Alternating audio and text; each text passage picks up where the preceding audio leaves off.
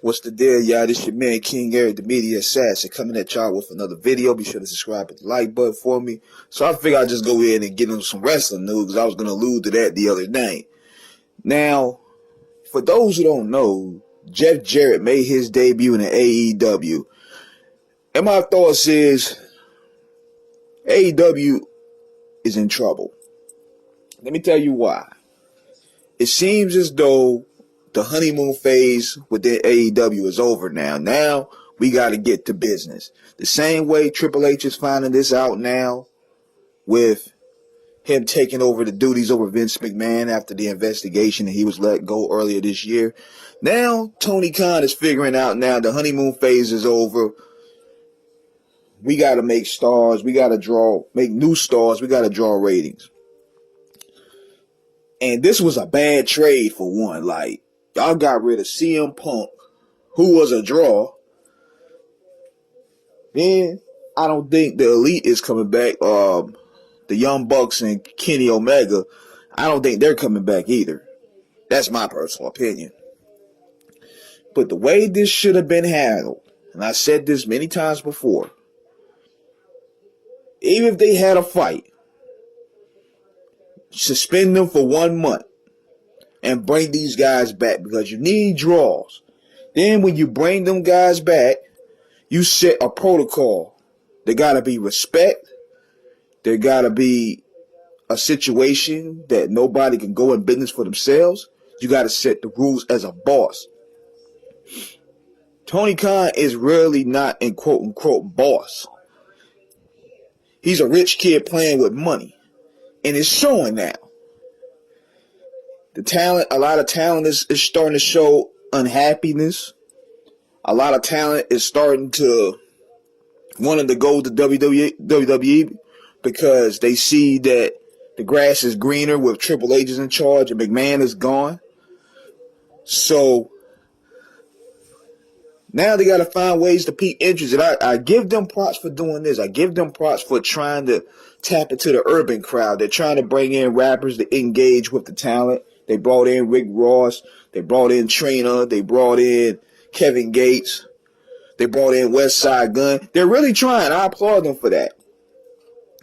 But they got to focus on stories now. They got to focus on stories. And see, I give them credit on this as well. They do have great live attendance. The crowd energy is always great, but the talent got to be there as well. And bringing Jeff Jarrett in the fold is not going to work. Even though Jeff Jarrett did some great work with Ric Flair and Jay Lethal, bringing Jeff Jarrett is too much going back to the old front tier. So they got to figure this out. They got to figure this out in ways of how to grab a new demographic, because it seems as though now with Triple H, he's trying to bring his NXT buddies onto the main roster now, and that's kind of going to cut the wedge in the AEW's on it because the indie guys are just their main draw. And even with that, with the WWE, that's been a hit and miss as well, because there's just some guys that just not cutting it.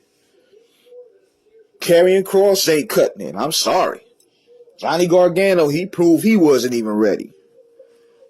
The reality is the wrestling business is going through a flux right now. The injuries that happened through the past summer through both leagues have taken its toll. Whole lot of changes that we didn't expect. But AEW, they got to get this thing figured out. I give them credit for trying to appeal to the urban audience. But the first thing they got to do, they got to stop having their champion wrestle jobbers. Your champion should be the most protected asset of the company. He shouldn't have to be wrestling bums every day. You shouldn't have Jon Moxley going out there wrestling in front of 1,000 people doing death matches with that bum Nick Cage. You shouldn't be doing that. Even though they put it in their contractual clause that they have more creative freedom, you don't want to do that. You don't want to give these guys too much freedom, because this is the result of what you're having now. Khan got to step in and lay down the law. And even if fights happen, ego's going to happen. Lay down the law, suspend them, then bring these guys back because you need all your draws. That's like when Shawn and Brett fought backstage. McMahon did the smart thing. He didn't just fire them because he needed them. He suspended them and brought them back later on. Because, this is an ego-driven business. People going to fight.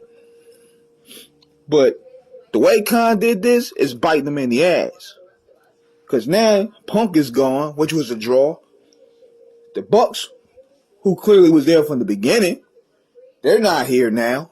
Kenny Omega, who was there from the beginning, even though I'm not a big fan of these guys personally, they have their independent draw power. So you take all these guys away, and you giving us Colt Cabana? You giving us Double J? That's not smart. That's not smart. And I can't sit there and say, and even fans for that matter, and figure out how to run this ship, because wrestling is a complicated business, even though it's a lot going on with that. It's a different beast. But they definitely gonna have to figure this out, man. Because right now, they're not really hitting it out the ballpark like they used to. But what do you guys think? Do you guys think that the honeymoon phase is over? Do you guys think AEW is in trouble? Let me know. Subscribe, hit the like button. Peace.